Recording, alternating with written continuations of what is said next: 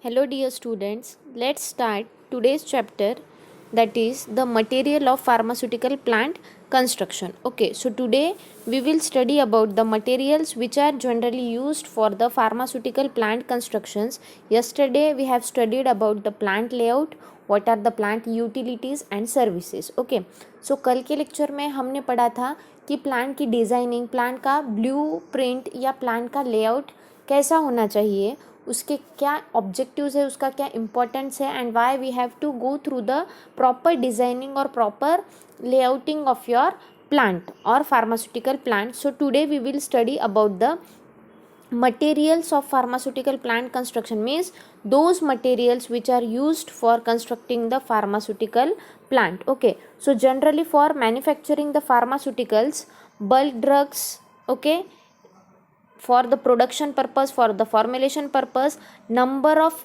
equipments are used. Okay, so that equipments are generally used for processing and packaging of the products, and a wide variety of materials which are used for manufacturing of these equipments should be used in a proper manner and should be used by following certain guidelines and certain SOPs. Okay, so for that purpose we are studying the materials of pharmaceutical plant constructions under this unit. Okay, so some products are highly acidic while some are highly alkaline. Okay, for such products we have to use the particular storage conditions, their particular chemical nature and physical nature should be understood. So for all these phenomena, for all these principles, for all these factors, we have to study the particular material handling and we have to imply the same. Okay, so some products such as storage of biological products need to be handled carefully. Biological products, okay, vaccines and another biological product, serums, so they need to be handled and stored properly. So for that the material handling should be studied. Okay, so as the biological product need to be stored and handled carefully, these the designing of the equipment, material selections and the fabrication techniques need to be considered carefully. ठीक है, मतलब हम क्या बोल रहे हैं कि जो भी मटेरियल हम फार्मास्यूटिकल इंडस्ट्री में, फार्मास्यूटिकल प्लांट में यूज़ करेंगे वो ऐसे रैंडम उठा के यूज़ नहीं किए जाते. ओके, सो उनका स्टोरेज प्रॉपर्टीज़ अलग होता है. किसी को आपको कूल कंडीशंस में स्टोर करना है, किसी को आपको थोड़ा टेम्परेचर कंडीशन में स्टोर करना है, किसी को आपको ड्राई प्लेस पे स्टोर करना है. बायोलॉजिकल प्रोडक्ट को स्पेशल कंडीशंस में आपको मेंटेन करके स्टोर करना पड़ता है. किसी को ह्यूमिडिटी नहीं चाहिए तो आपको आउट ऑफ ह्यूमिडिटी, जहाँ पे ह्यूमिडिटी कम से कम या निग्लिजिबल हो, आपको उस जगह पे स्टोर करना पड़ेगा. सो इन सारे फैक्टर्स को ध्यान में रखते हुए you have to take a special consideration of designing of equipments, then selection of the materials, and also for the to develop the different fabricating techniques, and these all should be considered carefully. Okay, so these factors affects the success or failure of the new chemical plant. So that's why all these factors are important to decide whether your plan is successful or whether it is failed. Okay, सो ये सब अगर आपको आपके plant को successful बनाना है, so this factor should be studied carefully. Okay, if the container will not compatible with the material then there are chances of contamination also. ठीक है, अब चलो हमने पूरे मटेरियल का स्टडी कर लिया, मटेरियल को प्रॉपर से हैंडल कर लिया, प्रॉपर से उसके स्टोरेज कंडीशंस हमको पता है, तो हमने मटेरियल का अच्छे से स्टोरेज भी हम करेंगे. ठीक है,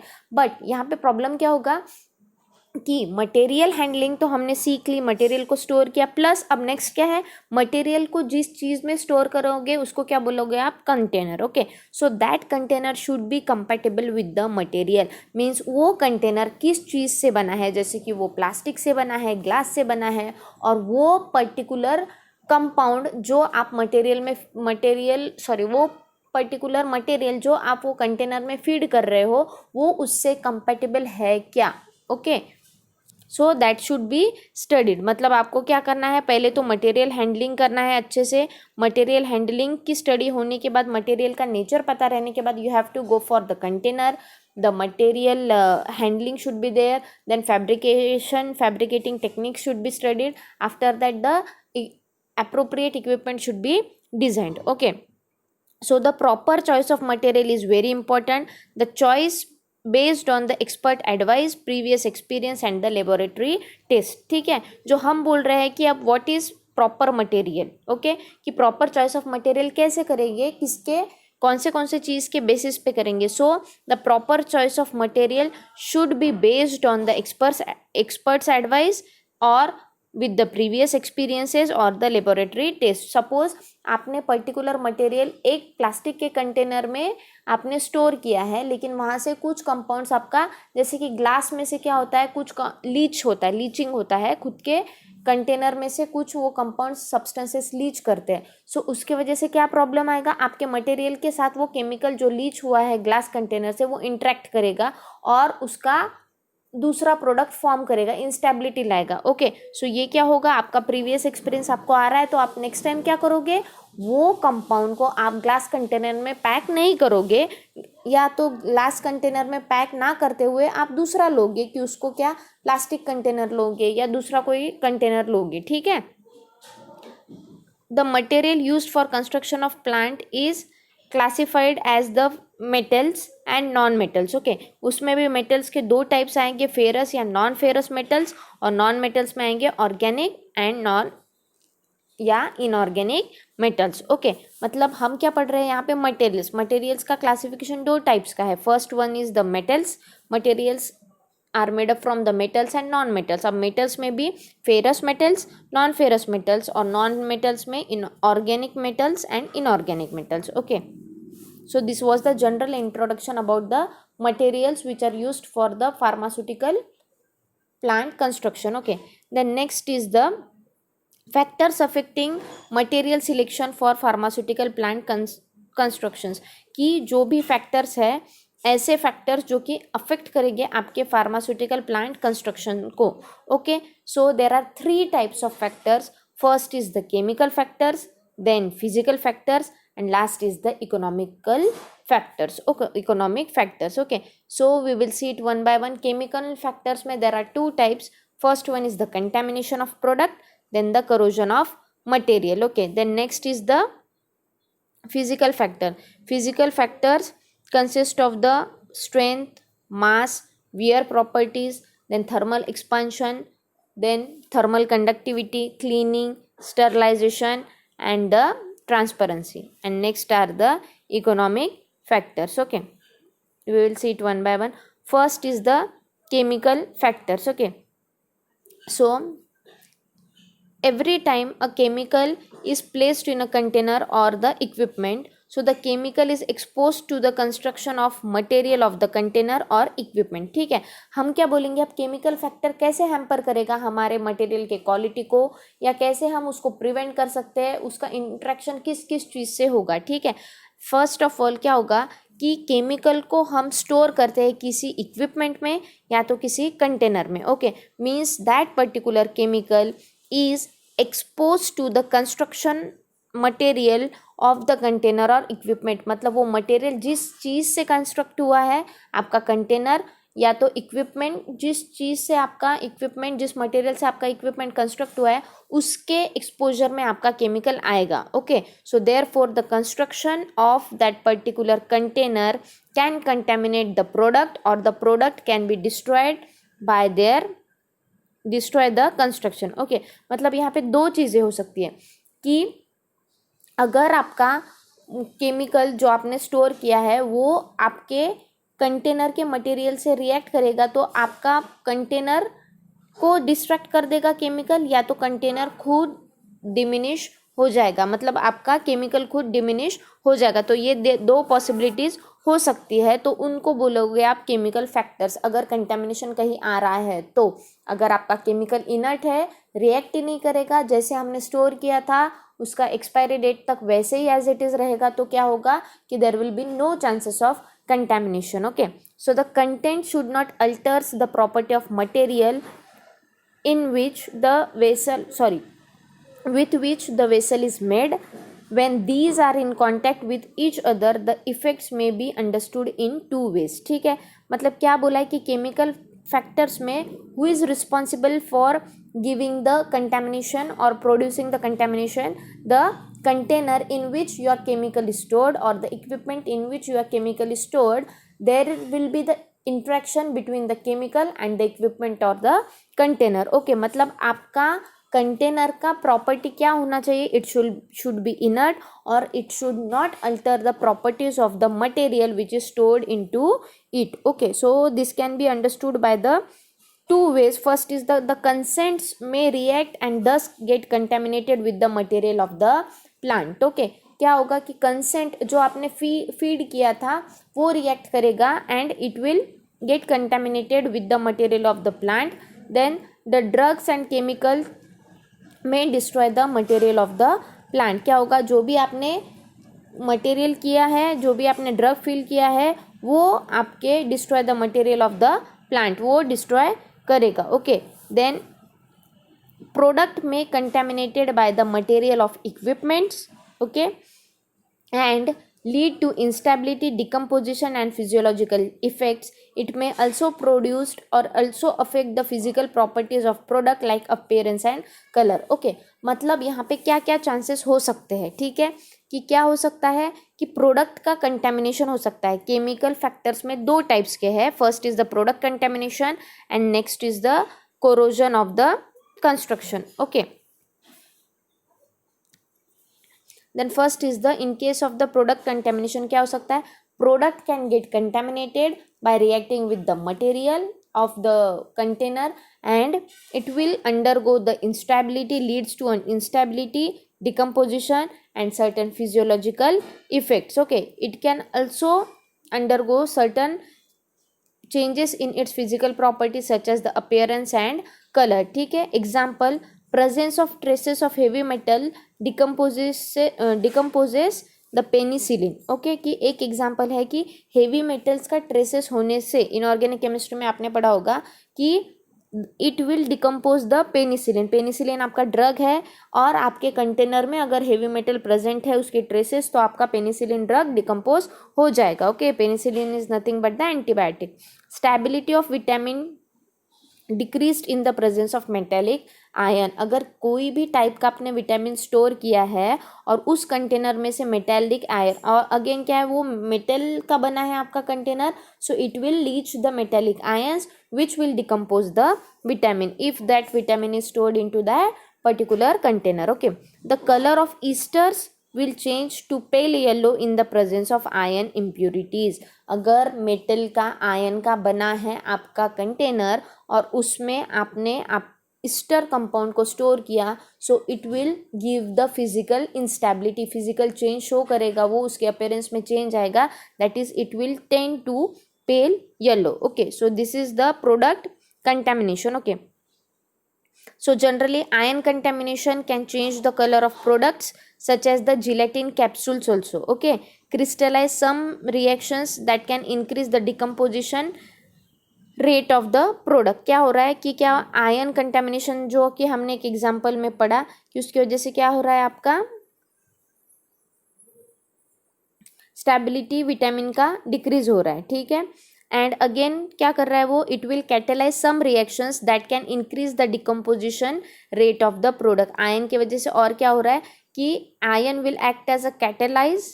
ओके, और कैटेलिस्ट, उसके वजह से क्या हो रहा है, it will catalyse certain reactions जिसके वजह से there will be increase in the rate, increase in the speed of decomposition of the product. Okay, the leaching of glass can make the aqueous product alkaline. ठीक है, अगर glass ने Leach किया मतलब क्या, खुद के ट्रेसेस उसने छोड़े वो बॉटल में, वो कंटेनर में, सो it will make the aqueous product. ऐसे प्रोडक्ट्स जो एक्वियस है उनको वो अल्कलाइन में कन्वर्ट करेंगे, मतलब उनका क्या हो गया, केमिकल नेचर ही उसने चेंज कर दिया. Okay, so this alkaline medium can catalyse the decomposition of product. अगर वो एसिड में से अल्कलाइन हो गया, एक्वियस प्रोडक्ट अगर अल्कलाइन हो गया, तो उसकी वजह से क्या हो गया, that alkaline solution, that alkaline compound will act as a catalyst and it will decompose the products. Okay, Then next is the solutions that come into contact with the equipment are generally corrosive in nature. अब क्या होगा, equipment के contact में अगर solution आ रहा है तो that will be corrosive in nature. So in addition, equipment are exposed to extremes of pH, temperature and pressure. So these can be the reason for the corrosion of the particular product. Okay, as a result the material gets corroded, losing its strength and durability.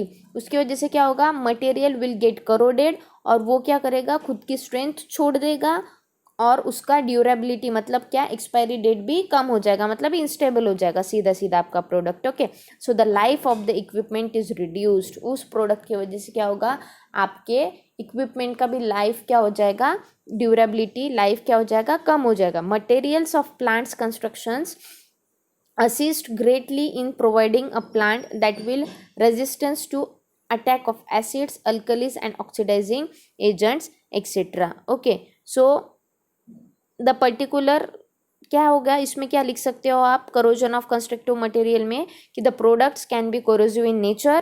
Okay, so they can react the material and destroy the material. Okay, so due to the destructions, the destroy of the materials, it can cause the decrease of life of the equipments. Okay, extreme pH, strong acids, strong alkalis, powerful oxidizing agents, tannins etc. they react with the material and therefore some alloys that have a special chemical resistance are used. इसका prevention करने के लिए corrosion का. Okay, so this is all about the chemical factor, जिसमें आप दो लिख सकते हो, प्रोडक्ट कंटेमिनेशन और next is the corrosion of the constructive material. Okay, next are the physical factors, जिसमें आएगा आपका strength, wear properties, sterilisation, cleaning, mass, thermal conductivity, expansion, ease of fabrication. Okay, so we will study it one by one. First is the strength. Okay, कि physical factors में first है strength. Strength कैसे affect करेगा. Okay, so the material must have a significant physical strength. Okay, क्यों, क्योंकि high pressures, high temperatures, आपको high stress के condition में आपका मटेरियल स्टेबल चाहिए, तो it should possess the appropriate or the sufficient physical strength because to withstand under the high pressures and stressful conditions. Okay, iron and steel can satisfy this properties. अगर आप iron and steel के लोगे containers, packaging materials, तो क्या होगा, they can satisfy these properties. Okay, so the tablet punching machine, the die and the upper and lower punches are made of stainless steel to withstand with high pressure. अब आप equipment का लोगे तो tablet punching machine में क्या होता है कि टैबलेट पंचिंग मशीन में पंचेस चाहिए, उसमें दो पंचेस होते हैं. अपर पंच आपको आगे सूटिक्स इंडस्ट्रियल फार्मेसी में पता चलेगा थर्ड ईयर में कि टैबलेट पंचिंग मशीन में टैबलेट का डाई होता है, दो पंचेस होते हैं, अपर पंच, लोअर पंच. तो ये सारे चीज़ें स्टेनलेस स्टील से बनाते हैं because stainless steel possesses the high physical strength and it can withstand itself under the high pressure and stressful condition. Okay, the glass although it has the strength but it is fragile in nature. कि glass को strength भरपूर होती है, सारी बहुत strength होती है, but क्या है, glass is fragile in nature. Okay, the aerosol containers must withstand very high pressure, so the tin containers covered with the polymers. Okay, कि अब क्या हो रहा है, हमने स्टेनलेस स्टील का टैबलेट पंचेस वो बना लिया, ग्लास है, स्ट्रॉन्ग है पर वो फ्रजाइल है. उसके बाद क्या, एरोसोल कंटेनर्स को हाई प्रेशर में आपका उसका पूरा प्रोसेसिंग होता है, तो हाई प्रेशर में वो विथस्टैंड करना चाहिए उसका. सो that's why it is made up from the tin material. Okay, so the plastic materials are weak, so they are used in some packaging materials such as the blister packs etc. So this is how the strength can affect. Okay, then next is the wear properties. Okay, so what are wear properties? So when generally there is a possibility of friction between the two surfaces. ठीक है, friction, अगर friction के chances है दो surfaces में, the softer surface disappear and this materials contaminate the product. ठीक है, कि ज़्यादा फ्रिक्शन का चांसेस है. ठीक है, तो फ्रिक्शन के चांसेस ज़्यादा है तो क्या होता है, फ्रिक्शन की वजह से क्या होगा कि आपका एक मटेरियल जो कि सॉफ्ट है, soft material will lose itself, ठीक है, वो डिसअपेयर हो जाएगा and this will contaminate your product. Okay, so general the for example milling and grinding, ठीक है, जब मिलिंग एंड ग्राइंडिंग होता है then grinding surfaces can wear out and contaminate the powder. ठीक है, ग्राइंडिंग सरफेस क्या करेंगे, सर्टन डिसअपेयर करेंगे सर्टन पार्टिकल्स को और वो आपके पाउडर को क्या कर देंगे, कंटेमिनेट कर देंगे. Okay, so when the pharmaceutical products of very high purity are required, grinding surfaces of ceramic and iron are not used because this will contaminate your product. Okay,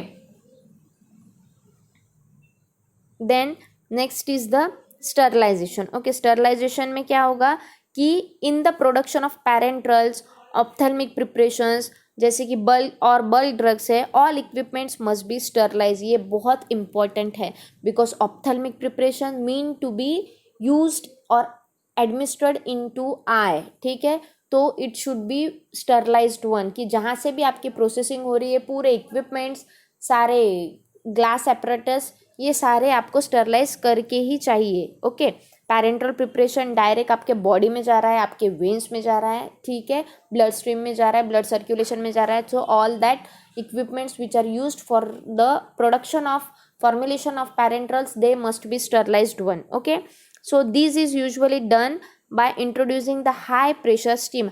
high pressure का steam देते, जैसे कि आप autoclave करते हो ना, micro के practical में किया होगा आपने, ऑटोक्लेव करते हो मतलब कि आपको हाई प्रेशर पे आप उसको स्टीम दे रहे हो और ग्लास आपके एपरेटस को जब आप न्यूट्रिएंट ब्रॉथ वो बनाते हो, ठीक है, मीडिया बनाते हो, इन सबको आप क्या करते हो, ऑटोक्लेव करते हो. Okay, so the materials must withstand at high temperature and pressure. Okay, so उसके लिए you have to take this into consideration कि sterilization होता है, so वो high pressure पे भी आपका material खुद को withstand करना चाहिए. Okay, so अगर if the material is made from rubber then it must be vulcanized to withstand the high temperature. ठीक है, अगर आपका मटेरियल रबर का बना हो तो. Okay, then next is the cleaning. Cleaning is again very important. So the smooth and polish surface facilitate ease in cleaning. ठीक है, एंड क्लीनिंग डिसइंफेक्टेंट डाल के there is chances of contamination, so for to avoid that contamination cleaning must be there. Okay, so after completing the operation the equipment is thoroughly cleaned so that previous products can not contaminate the next product. ठीक है, आपने अब equipment का cleaning लेते हैं हम, आपने उस पर एक मटेरियल का इक्विपमेंट में से यूज़ कर लिया तो आपको थरो डीप क्लीनिंग चाहिए वो इक्विपमेंट की, क्योंकि अगर पहले मटेरियल का ट्रेसेस उसमें रह गया तो दूसरे प्रोडक्ट को वो कंटेमिनेशन कर सकता है. So that's why the thorough cleaning is needed. Okay, the surfaces of glass and stainless steel can be smooth and polished. Okay, so next is the मास.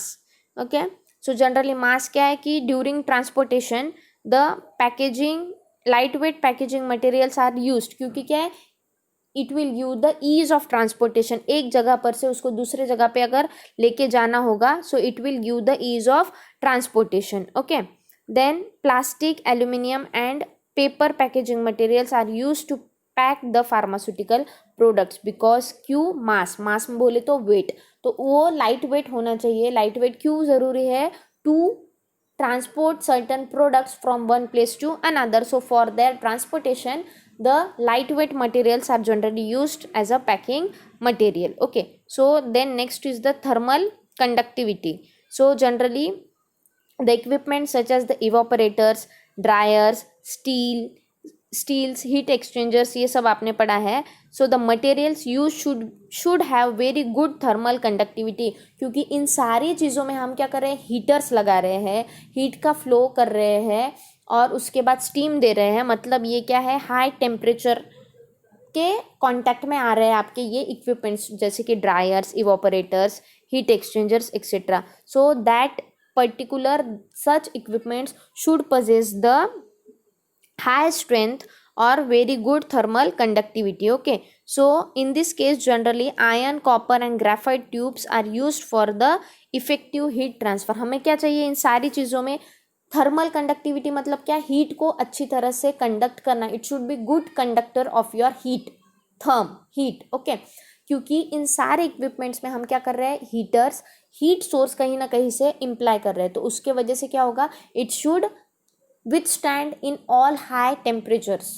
ठीक है, so that's why the materials which are used for greater or for good thermal conductivities are generally the copper, graphite and iron tubes. Next is the thermal expansion. Okay, so if the material has a very high coefficient of thermal expansion, expand heat को, then as the temperature increases the shape of the equipment changes. Okay, कि अगर thermal expansion आपका material will possess the high, very high coefficient of thermal expansion, then what will happen, then when there is increasing the increment of the temperature, the shape of the equipment changes. Okay, and the shape of the equipment changes and this will produce the unequal stress.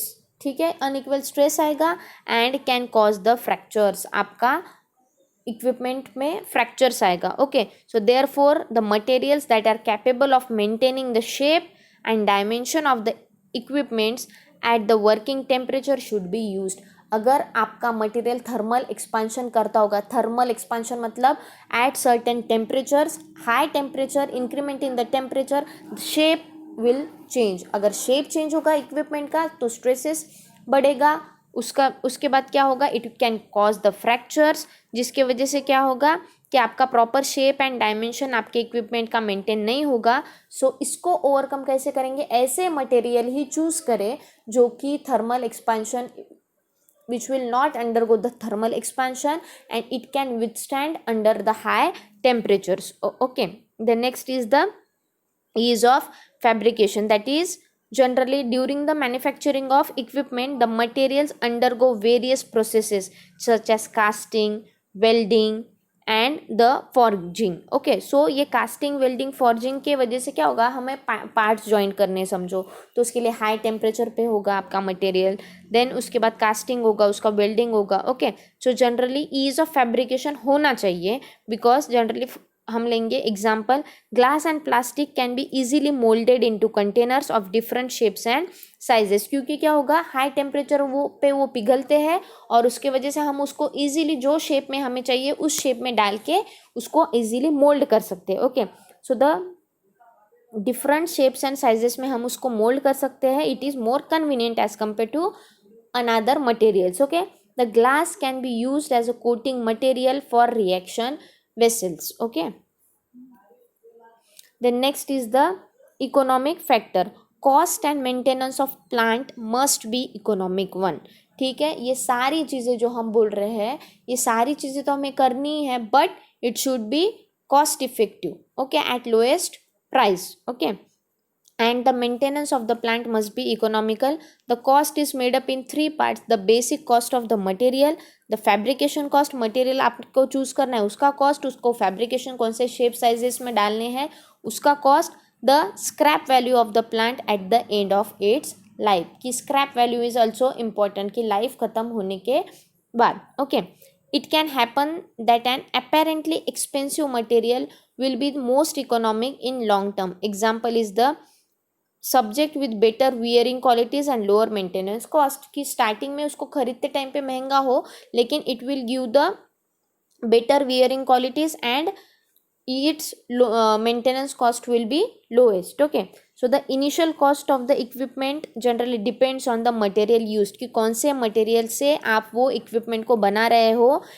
It is responsible for the initial cost of the material. Okay, so generally several materials may be suitable for construction from the physical and chemical point of view. Okay, but all the materials, only the cheapest material for the construction of equipment is chosen. Okay, Q, because it is more cost effective. So generally the cost effective materials are chosen. Materials that requires a lower maintenance cost are used because in the long term it is economical. कि अगर lowest cost का material हमें मिल रहा है so that type of material is chosen because it will give the long term convenience, long term economic business. Okay, so today in this lecture we have studied the material which are used for the pharmaceutical plant construction. Generally the packaging materials which are used for the pharmaceutical plant construction, and we have studied factors affecting the materials which are selected or chosen for this pharmaceutical plant construction. Okay, this is all for today. We will study the corrosion, theories of corrosion and types of corrosion in next lecture. Thank you very much.